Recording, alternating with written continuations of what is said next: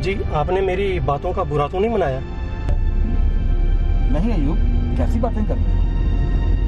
भला मैं तुम्हारी बातों का क्यों बुरा मनाऊंगा? मुझे शर्मिंदगी हो रही है सर। मैंने जो कुछ आपको कहा मुझे सर नहीं कहना चाहिए था। अरे ऐसी कोई बात नहीं है, तुमने तो आजकल के माहौल के हिसाब से ही बात की है ना। वो तो ठीक है सर, लेकिन आप मेरे अफसर हैं और मैं एक ड्राइवर सर। ऐसी कोई बात नहीं, अफसर हो या ड्राइवर, सब इंसान हैं, इसीलिए सब बराबर हैं।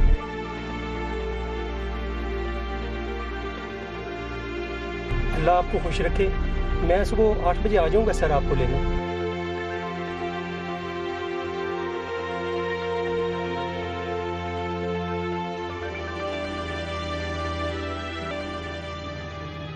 मैं हूं मूसा हैदर और आप देख रहे हैं गुनहगार कौन। अगर हमारे मुल्क के हर सरकारी अफसर की सोच सलीम के जैसी ही हो जाए तो यकीन मानिए हमारा मुल्क बहुत जल्द तरक्की पजीर ममालिक की फहरिस्त से निकलकर तरक्की याफ्ता ममालिक में शामिल हो जाएगा।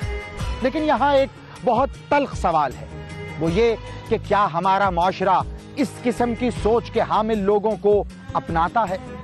सलीम जो एक सरकारी महकमे में काम करता है, बहुत ही ईमानदार और काबिल शख्स है। आखिर उसके साथ हुआ क्या?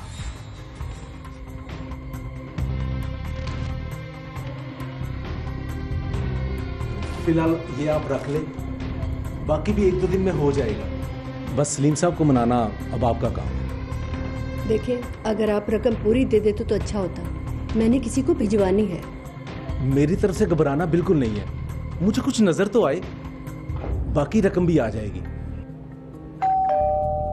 सितारा जी बीबी जी, बाहर देखो कौन है। अभी देखती हूँ। बस मेरे इधर आने का साहब बादल को पता नहीं चलना चाहिए।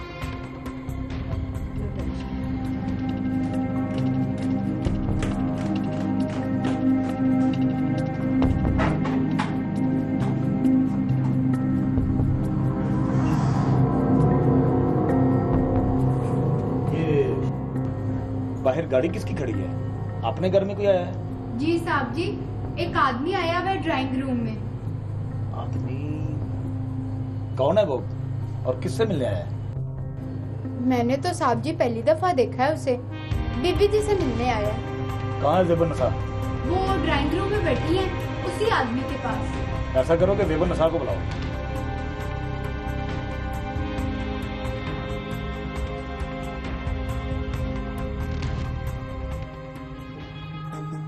एक सरकारी अफसर के घर उसकी गैर मौजूदगी में आने वाला शख्स आखिर कौन है? उसका इस घर में रहने वालों से आखिर क्या ताल्लुक है? उस रोज ज़ेबुन निसा का शौहर गैर मामूली तौर पर अपने मुकर्ररा वक्त से कुछ पहले ही घर आ गया। शायद उसकी बीवी को इस बात का अंदाजा नहीं था।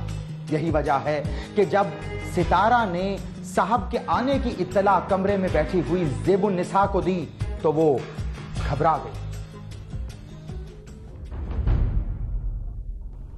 बीबी जी, जरा बात सुनिएगा। क्यों, क्या बात है?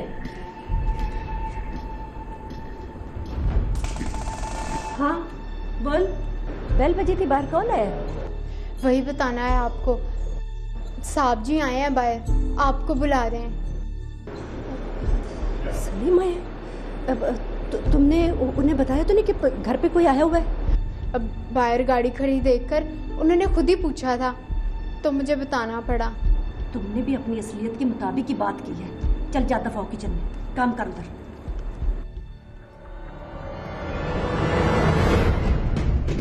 हाँ सलीम, क्या बात है?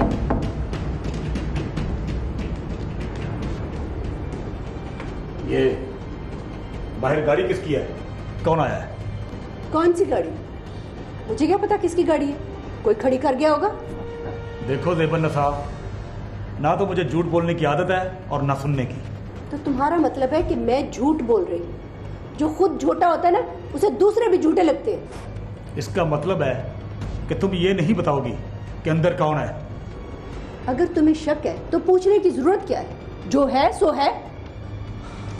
ठीक है, ना तो मैं कोई इल्जाम दे रहा हूं और ना अब ये पूछूंगा कि जो कोई भी आया है वो क्यों आया है। तुम्हें पूछना भी नहीं चाहिए। हर कोई अपने अमाल का जिम्मेदार खुद होता है। जाकर चेंज कर दो।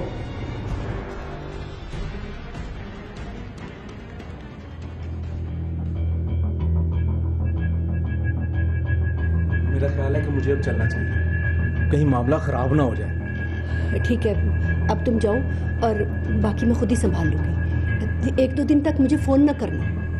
बस ठीक है, मैं आपसे राब्ता नहीं करूंगा, मैं फोन नहीं करूंगा।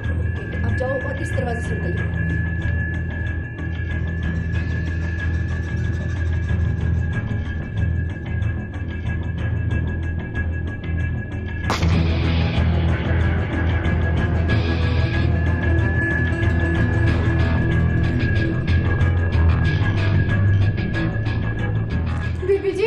बीबी जी, साहब जी को गोली लगी है सीने में, अंदर कमरे में पड़े हैं। सलीम को गोली लगी? किसने मारी गोली? कहीं उसने खुद तो... मुझे नहीं पता बीबी जी, मुझे तो खुद डर लग रहा है। आप खुद ही आके अंदर देख लें। सलीम की बीवी जब अपनी मुलाजिमा के साथ कमरे में पहुंची तो वहां का मंजर इंतहाई परेशान कुन था। सलीम जमीन पर गिरा हुआ था, उसके सीने पर गोली लगी हुई थी और उसका सरकारी पिस्तौल उसकी लाश के साथ ही पड़ा हुआ था। फौरी तौर पर ज़ेबुन्निसा ने पुलिस को इत्तला दी। पुलिस मौका वारदात पर पहुंची, तमाम हालात और वाकयात का बगौर जायजा लिया, लेकिन इब्तदाई तौर पर पुलिस के लिए यह कहना बहुत मुश्किल था कि यह कत्ल है या खुदकुशी।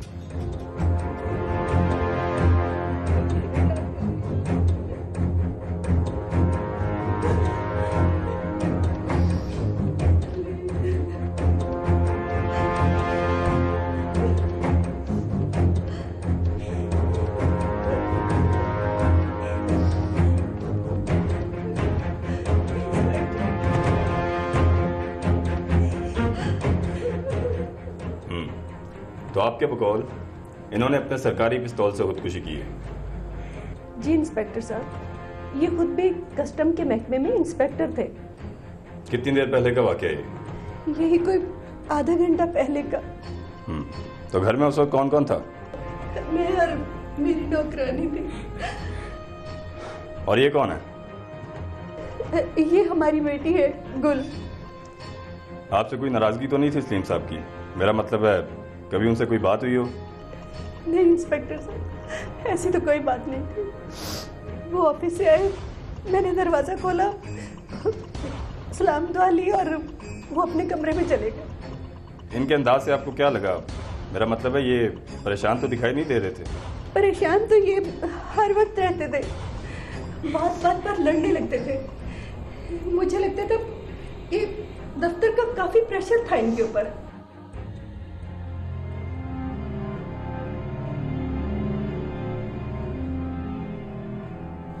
कभी कभार तो मैं सोचती हूँ कि मेरे वालिदैन ने मेरे साथ अच्छा नहीं किया, इतनी जल्दी शादी कर दी मेरी। ये क्या उल्टी सीधी बातें कर रही हो? ये बात है करने वाली? ऐसा क्या गलत कर दिया मैंने तुम्हारे साथ? बुरा नहीं किया तो कुछ अच्छा भी नहीं किया। इससे तो अच्छा होता कि मेरी किसी फकीर के साथ शादी हो जाती, कम से कम रोज रोज का सिसकना तो न पड़ता ना। देखो, मैं पहले बहुत परेशान हूँ ज़ेबुन्निसा। मेरे बॉस का मेरे ऊपर बहुत प्रेशर है। बॉस का प्रेशर है तो मैं क्या कर सकती हूँ? मेरी जिम्मेदारी भी तुम पर है, जिसे पूरा करना तुम्हारा फर्ज है। बीवी हो तुम्हारी।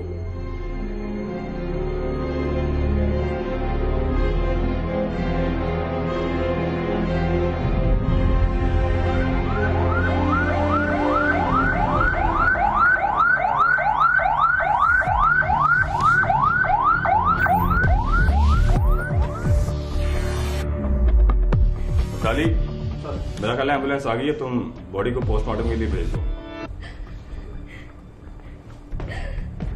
आपको कोई एतराज तो नहीं है बॉडी का पोस्टमार्टम करवाने में? जी नहीं इंस्पेक्टर साहब, आप अपनी कानूनी कार्रवाई पूरी करें। जी बिल्कुल, ये तो पोस्टमार्टम के बाद ही पता चलेगा कि खुदकुशी की है या... यहाँ से क्या मुराद है आपकी? आपका क्या ख्याल है कि इन्हें किसी और ने मारा?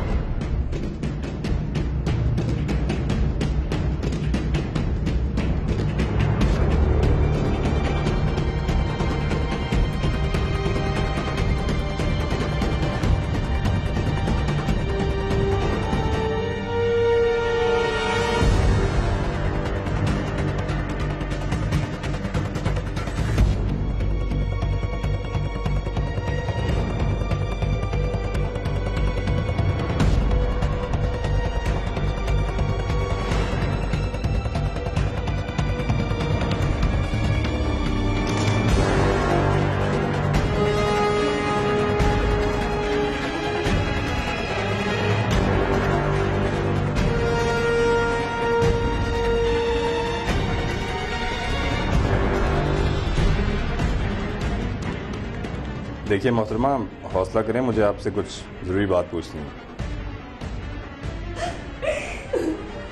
मैं दरअसल ये कहना चाहता हूँ कि कुछ भी हो सकता है। वैसे आमतौर पर खुदकुशी करने वाला अपने दिल की बजाय दिमाग में गोली मारता है। कुछ भी है, इन्होंने खुदकुशी की है। मैं उनकी बीवी हूँ, मैं आपको साफ साफ बता रही हूँ। आप ठीक कह रही होंगी मोहतरमा, लेकिन अगर खुदकुशी भी की है तो उसकी वजूहात का जायजा लेना हमारा फर्ज है। साहब जी, अगर आप बुरा ना माने तो मैं एक बात कहूँ। हाँ बोलो। इसकी बातों में जाने की जरूरत नहीं इंस्पेक्टर साहब, इसका तो दिमाग खराब है। चलो तुम बुल को लेके जाओ यहाँ से।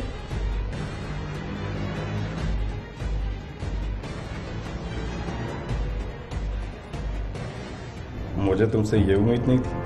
पहले भी मैंने जिंदगी में ऐसा कोई काम नहीं किया और ना ही अब करूंगा। सुना है उनकी बीवी बड़ी तेज औरत है। मेरे भाई ने पैसे मांगे तो तुम्हें मौत पड़ गई।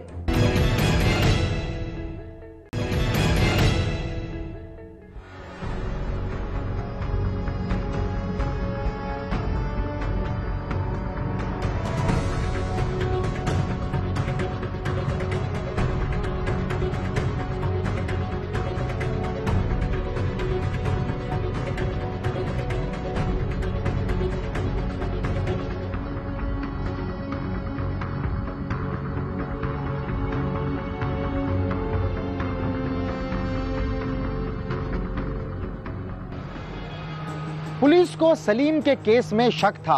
आया सलीम ने खुदकुशी की है या फिर इस केस के पीछे कहानी कुछ और ही है। घर की मुलाजमा पुलिस को कुछ बताना चाहती थी, मगर मालिकन ने उसे रोक दिया।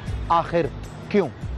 पुलिस ने इस बात का नोटिस भी लिया, मगर दरअसल पुलिस इस बात का इंतजार कर रही थी कि पोस्टमार्टम रिपोर्ट आ जाए, क्योंकि उसके बाद बहुत सी चीजें खुलकर सामने आ जाना थी। लेकिन इस केस ने पहले ही रोज एक अलग ही मोड़ ले लिया।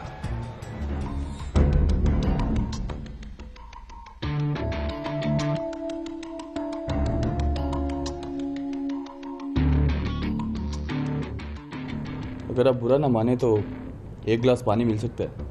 जी बिल्कुल, मैं अभी भिजवाती हूँ। बच्चे भी परेशान है, मैं इसे भी कमरे तक छोड़ूं। जी जरूर।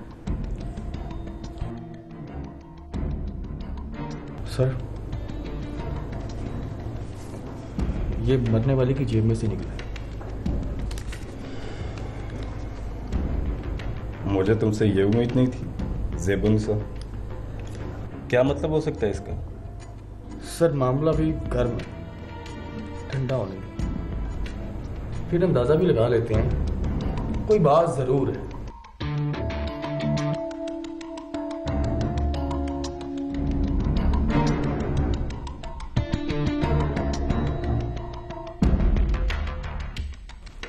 फाइल लेके आओ जल्दी।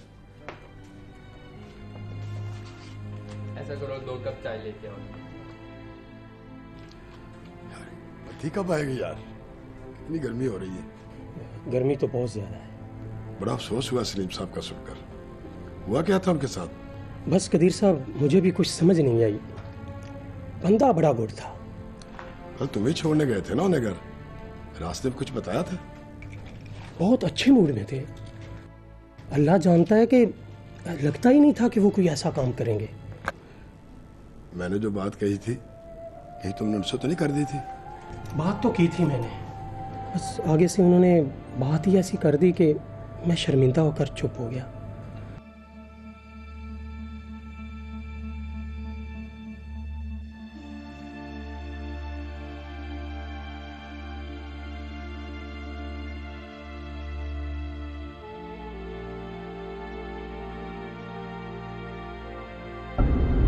सलीम साहब, उस कंटेनर का क्या करना है? मालिक को डैमेज पड़ रहा है सर। कौन सा कंटेनर? वही सर, नासिर खान जिसका एजेंट है। कुछ हो सकता है तो सर कर दें, मालिक बहुत परेशान है सर। देखो अयूब, मैं पहले भी उसे कह चुका हूँ, जो कानूनी तरीका है उसी के मुताबिक काम होगा। खामखा की टेंशन है सर। वो आप शरीफ इंसान हैं, आपको तंग करेगा। मेरा मतलब है जान छुड़ा लें सर आप उससे। जितनी ड्यूटी बनती है सरकारी खजाने में जमा करा के वो कंटेनर रिलीज करवा ले, मुझे कोई एतराज नहीं। सर यही तो वो नहीं चाहता। वो कहता है कि कुछ मामलात आपसे तय पा जाए, बाकी वो रकम वो खजाने में जमा करवा देगा। ऐसा कुछ नहीं होगा। पहले भी मैंने जिंदगी में ऐसा कोई काम नहीं किया और ना ही अब करूंगा। ठीक है सर, जैसी आपकी मर्जी। मुझे तो बाबू कदीर ने कहा था कि सलीम साहब से बात करके देख लो। जानता हूँ कदीर को, वो एक क्लर्क होके दफ्तर के काम तो कम करता है और ऐसे मामला ज्यादा निपटाता है। जरा खौफ नहीं है उसे। क्या करें सर, हम ऐसा काम नहीं करते, मगर कोई ना कोई तो कर देगा। फिर ये सारी अच्छाई हमारी कहाँ जाएगी? देखो अयूब, मैंने सारी जिंदगी अपने घर वालों को एक नवाला भी हराम का नहीं खिलाया, इसलिए कि खौफ आता है मुझे। अल्लाह के सामने जाकर क्या जवाब दूंगा? ठीक है सर, जिस बात पे दिल ना मानता हो वो ना करना ही बेहतर है।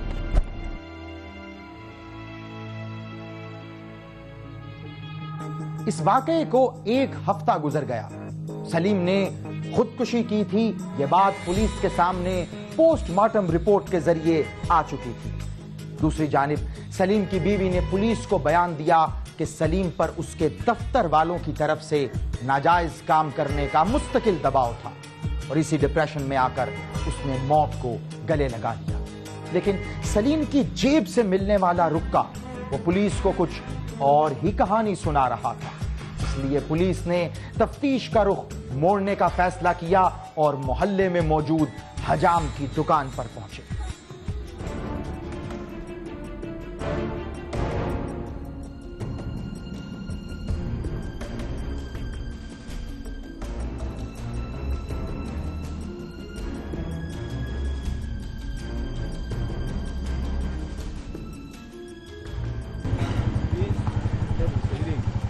अब्दाली, मेरा ख्याल है पहले शेव करवा लें फिर निकलते हैं।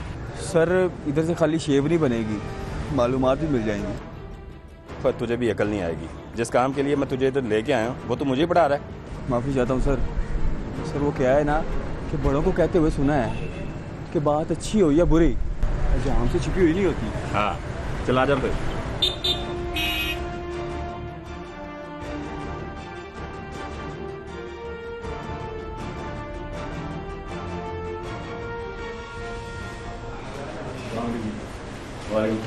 जी सर, बस यार शेव बना दो। जी सर।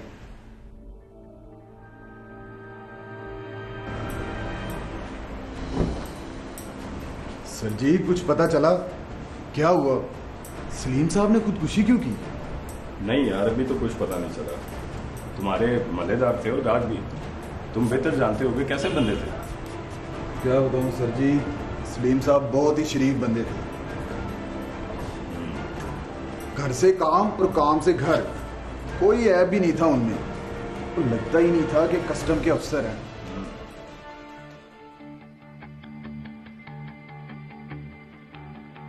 सितारा, ओ सितारा, कहाँ मर गई हो? जी बाजी जी। जी बाजी जी। कहाँ मर गई थी? किचन में थी मैंने, और कहाँ जाना है? अच्छा, मैं सलीम के ऑफिस जा रही हूँ, घर का ख्याल रखना। और थोड़ी देर में गुल भी स्कूल से आने वाली है। जी बाजी जी, ठीक है।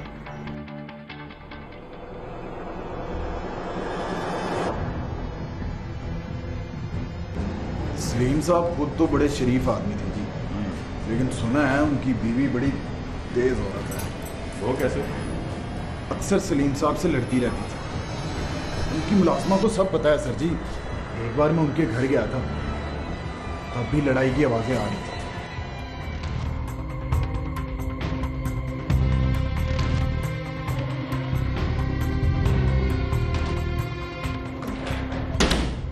अपने घर वालों के लिए तुम्हारे पास सब कुछ होता है। मेरे भाई ने पैसे मांगे तो तुम्हें मौत पड़ गई। आहिस्ता बोलो ज़ेबन निसा, आवाजें ड्राइंग रूम तक जा रही होंगी। मैंने जो पूछा है मुझे उसका जवाब चाहिए। बात पलटने की कोशिश मत करो। कहा तो है, तनहादार आदमी के पास कहां से आएंगे 2-3 लाख रुपए? जिस सीट पर बैठे हो वहां ये सब कुछ करना कुछ मुश्किल नहीं होता, लेकिन नहीं करोगे तुम। मैं अपनी कब्र अंधेरी नहीं कर सकता, और वो भी तुम्हारे भाई की खातर जो मिलकर राजी नहीं है। अच्छा हुआ जो तुमने अपनी असलियत दिखा दी। अब मैं दिखाऊंगी कैसे आते हैं 2-3 लाख रुपए। देखो, गलत बात मत करो, खुद भी सुकून में रहो और मुझे भी सुकून में रहने दो, समझी? मुझे जहर लगता है तुम्हारा जुमला। हाथ रोक के खर्चा करना पड़ेगा।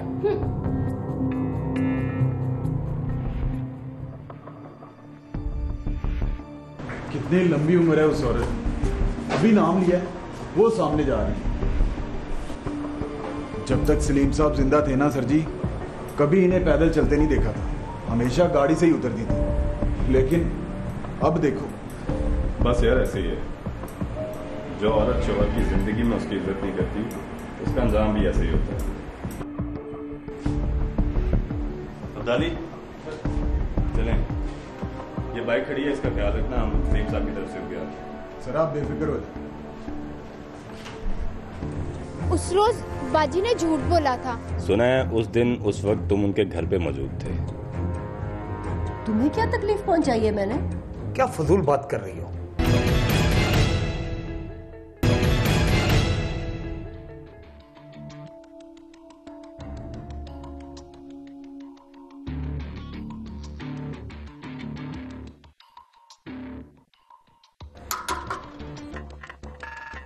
कौन? जी मैं इंस्पेक्टर उस्मान, थाने से आया हूँ। सलीम साहब के बारे में कुछ बात करनी है। पर बाजी तो घर पर नहीं है, आप शाम को आ जाना।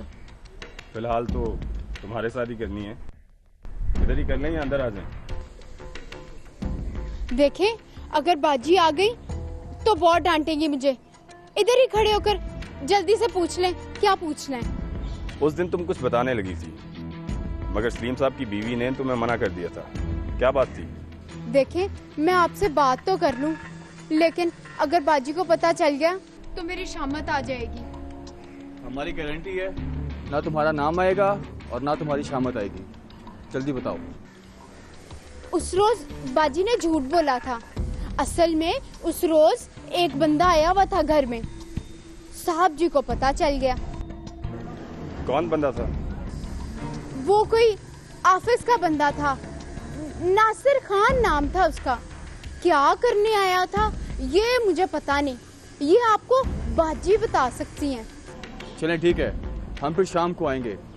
तुम्हारी मालका है तो उन्हें कहना घर पर रहें, बाहर ना जाएं। जी ठीक है, मैं बता दूंगी। चलो दाली चलें।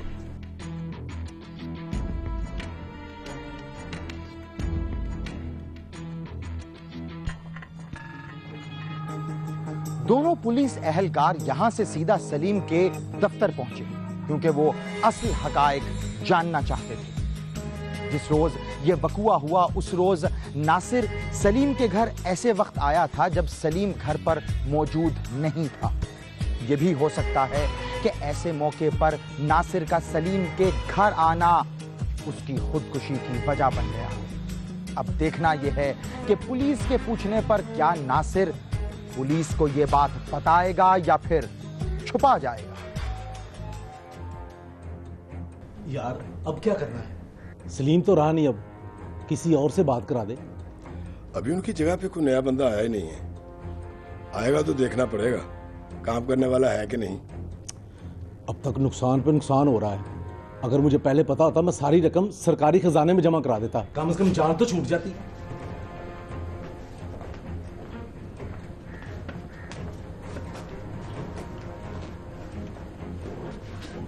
सरकार, ये है कदीर बाबू हमारे दफ्तर के, और ये है नासिर खान। ये सरकारी मुलाजिम नहीं है, ये क्लियरिंग एजेंट हैं। बस इनका हमारे दफ्तर में आना जाना रहता है। खैरियत से आना हुआ जनाब का? बस नासिर साहब को ढूंढ रहे थे, कह रहे थे कि कोई ज़रूरी काम है इनसे। जी जनाब, पहले तो ये बताएं ठंडा पियेंगे या गरम? बड़ी नवाजिश है, ना ठंडा ना गरम, बस तुमसे कुछ बात करनी है। कहो तो इधर कर लें, नहीं तो बाहर चलते हैं। नहीं जनाब, आप हुक्म करें। अयूब भी अपना भाई है जनाब, इससे कोई बात ढकी छुपी नहीं है। जिस दिन सलीम साहब ने खुदकुशी की, सुना है उस दिन उस वक्त तुम उनके घर पे मौजूद थे, उनके ड्राइंग रूम में। जी जनाब। तूने मेरे से ये बात क्यों छुपाई, और किस चक्कर में गया था उनके घर? वैसे ही कुछ लेन देन करना था। लेन देन किससे करना था? सलीम साहब से या उनकी बीवी से? जी वो उनकी बीवी से। बड़ा होशियार आदमी है अभी तो, और मुझे सलीम साहब के पीछे लगाकर खुद उनके घर पहुंच गया। क्योंकि मुझे अंदाजा हो गया था, वैसे ये बात बननी नहीं है, डायरेक्ट डायलिंग करनी पड़ेगी। क्या प्रोग्राम बना के गए थे, जरा हमें भी तो बताओ।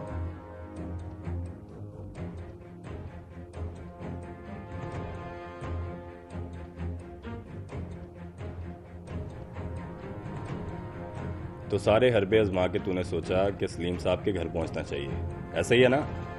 जी बिल्कुल जी, लेकिन मुझे अंदाजा नहीं था मेरी उनके घर में मौजूदगी का सलीम साहब को पता चल जाएगा। तो हमारा ख्याल है कि तुझ पे पर्चा काट देना चाहिए, क्योंकि तेरे सिवा खुदकुशी की कोई वजह हमें समझ नहीं आ रही।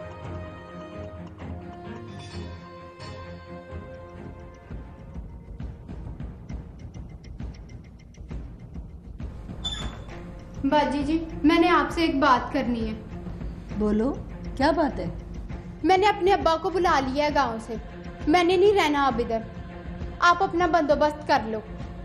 तुम्हें क्या तकलीफ पहुंचाई है मैंने? क्या कुछ नहीं किया आपने, मुझे भी रुलाया, साहब से भी माफिया मंगवाई। अच्छी बात तो नहीं थी ना? अपने करतूत तो तुझे नजर नहीं आते। उस रात मैं भी इसी कमरे में सोई हुई थी जब तू खुसर पुसर कर रही थी मेरे मियाँ के साथ। खुदा की कसम खा के कहती हूँ बाजी, ना मैं ऐसी हूँ, ना साहब जी के दिमाग में कोई ऐसी बात थी जो आपने इल्जाम लगाया है।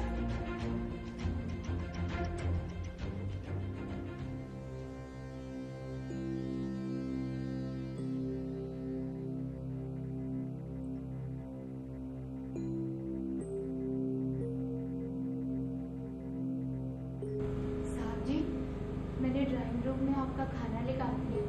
भाई उधर ड्राइंग रूम में लगाने की क्या जरूरत थी, इधर ले आती। इधर कमरे की लाइट जलती तो बाजी ने जाग जाना था, अभी तो सोइए। अच्छा ठीक है, तुम जाओ, मैं ड्राइंग रूम में आके खा लेता हूँ।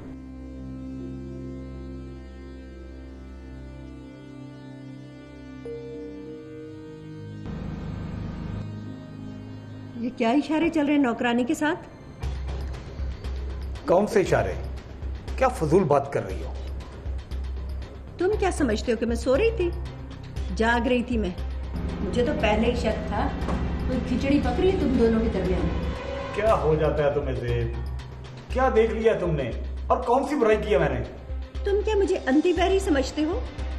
मेरे लिए तुम्हारे पास कुछ नहीं है और उसे देने के लिए फौरन से पैसा निकल आता है। चलो, कहाँ की बात कहाँ ले जा रही हो? क्या हो जाता है तुम्हें? मुझे अब एक सेकंड नहीं रहना तुम्हारे साथ। इस घर में जरा जरा सी बात पर मियां बीवी का एक दूसरे पर शक करना, इस आदत ने इनके दरमियान ऐसी आग लगाई कि इन्हें एक दूसरे पर बिल्कुल भी एतमाद नहीं रहा। न शौहर को बीवी पर यकीन था, न बीवी को शौहर पर एतमाद था। इनकी इन्हीं हरकतों की वजह से इनकी बेटी भी ज़हनी मरीजा बनकर रहती। वो अपने आप को कमरे में बंद कर लेती, अपनी गुड़िया के साथ खेलती रहती, कभी जीती और कभी मर जाती।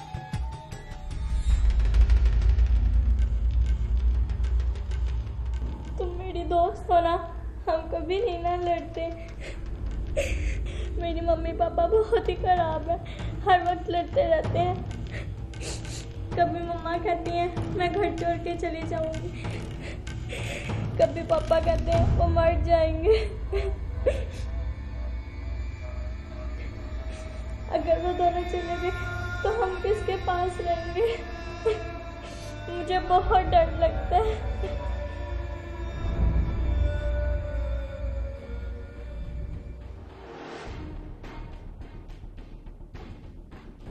अच्छा मोहतरमा सुनिए, उस रोज़ आपने नासिर खान की घर में मौजूदगी से इनकार किया था, मगर बात अब खुल चुकी है।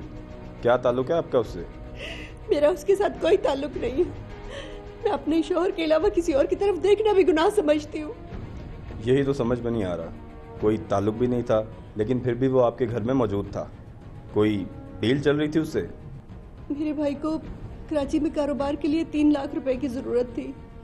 सलीम देने को तैयार नहीं थे, बस इसलिए। एक तरफ तो आप कहती हैं कि आप अपने शोहर के अलावा किसी को देखना भी गुनाह समझती हैं, और दूसरी तरफ 3 लाख के लिए उसे घर में बुला लिया। मेरा उसके साथ ना कोई ताल्लुक था ना है, बस मैंने उससे 3 लाख रुपए लेकर अपने भाई को भिजवाए। वो किस लिए?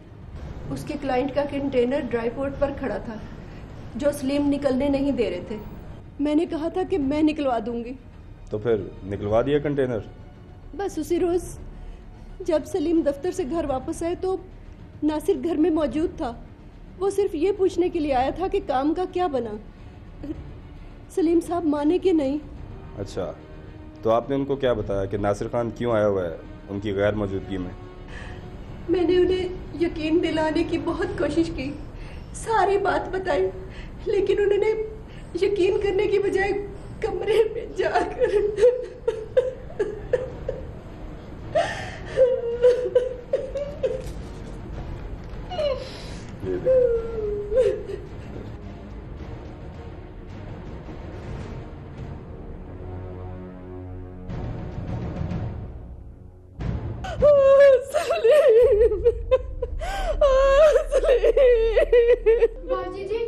बाजी जी, गुल बोल भी नहीं रही, गुल हिल भी नहीं रही।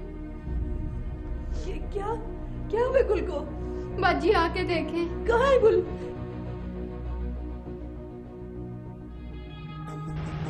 यूं दोनों मियां बीवी की अपनी ही लगाई हुई शक की आग ने एक जानिब एक बीवी से उसका शौहर छीना, तो दूसरी जानिब उनकी अपनी मासूम बेटी उन्हीं की हरकतों की वजह से जहनी मरीजा बनकर कभी जिंदगी और मौत का खेल खेलती थी, एक रोज वाकई मौत की आगोश में जा सोई।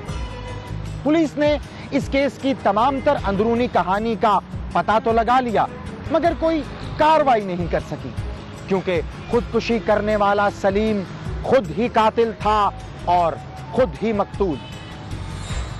पुलिस ने रस्मी कार्रवाई के बाद इस केस को बंद कर दिया। जहां तक सवाल है इन माँ बाप की छोटी सी मासूम सी बच्ची का, तो वो अपने ही माँ बाप के पैदा करदा घुटन ज़दा माहौल में सिसक सिसक कर तभी मौत ही मर गई। इस वाक़े का ना कोई केस दर्ज हुआ, ना ही कोई मुकदमा, लेकिन इस वाक़े में गुनहगार कौन है, इसका फैसला आप करेंगे। अगर आप भी जानते हैं अपने आसपास मौजूद किसी ऐसे ही गुनहगार को, तो खामोश हरगिज न रहें, क्योंकि याद रखें, किसी भी जुर्म के खिलाफ खामोश रहना भी एक जुर्म है। बोलिए, हमें ईमेल करें gk@sama.tv पर, हमें ट्वीट करें या फिर फेसबुक पर ज्वाइन करें। हमारा आईडी है facebook.com/गुनहगार कौन। आपसे मुलाकात होगी अगले हफ्ते एक और सच्ची कहानी के साथ, और देखेंगे गुनहगार कौन।